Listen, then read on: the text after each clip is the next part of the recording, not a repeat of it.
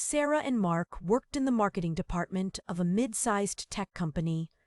Sarah was a graphic designer, known for her creativity and easygoing nature. Mark, a project manager, admired her work ethic and her ability to always brighten the office with her cheerful attitude.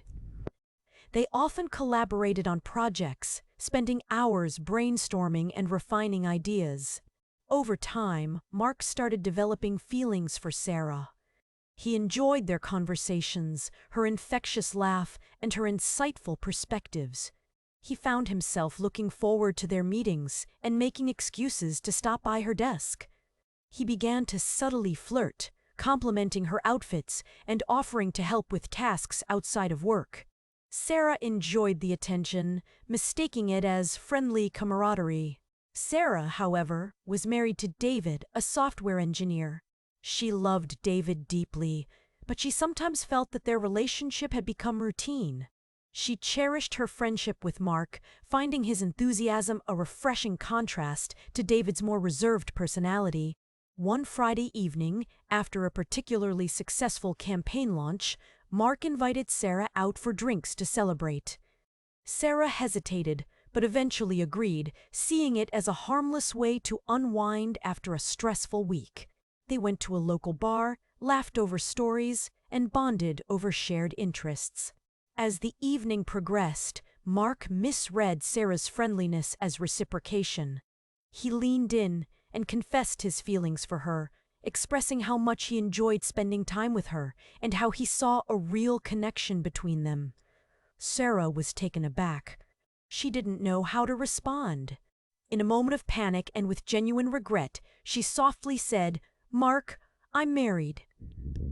The words hung in the air, heavy with unspoken implications. Mark was stunned. But, honestly, how different will the car ride be with a fancy handbag sitting in the passenger seat versus my old tote bag? Okay, this is where it gets dicey. Remember that ex-boyfriend I had in high school? The one Mark always gets jealous about. Well, he messaged me on Facebook. Just a friendly, "Hey, how's it going?" But we ended up chatting for a bit, catching up on old times. I didn't tell Mark about it. I knew he'd freak out, even though it was totally innocent.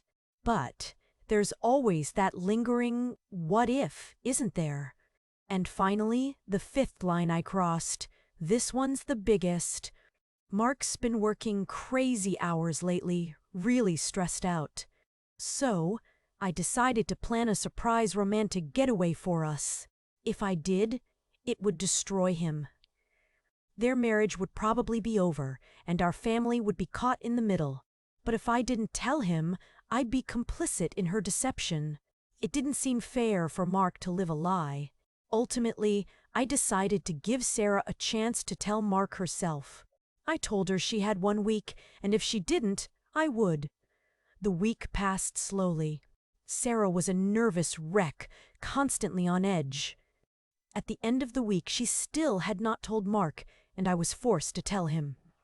The conversation was one of the hardest things I have ever had to do. This situation may seem resolved, but there are still lingering questions. Was Tom truly unaware of Mr. Forty's, Harrison's intentions, or was he involved in some way?